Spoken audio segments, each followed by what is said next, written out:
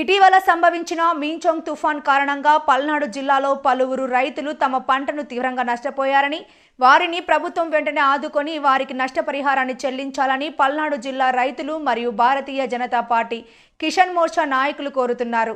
ఈ సందర్భంగా వారు సోమవారం నర్సరావుపేటలోని కలెక్టర్ కార్యాలయంలో కలెక్టర్కి వినతి పత్రాన్ని అందజేశారు. అలాగే రైతులకు గిట్టుబాటు ధర కల్పించాలని, మాచర్ల వద్ద గల వరికి పుడిసెల ఎత్తిపోతల పథకం పనులను వెంటనే ప్రారంభించాలని వారు ఈ సందర్భంగా పేర్కొన్నారు. ఈ రాష్ట్ర ప్రభుత్వం రైతులను ఆదుకోవడంలో విఫలమవుతుందని అన్నారు. కార్యక్రమంలో కిసాన్ మోర్చా రాష్ట్ర అధ్యక్షులు చిగురుపాటి కుమారస్వామి, పల్నాడు జిల్లా అధ్యక్షులు ఈశ్వర్ రంజిత్ కుమార్, కిసాన్ మోర్చా నాయకులు, రైతులు పాల్గొన్నారు.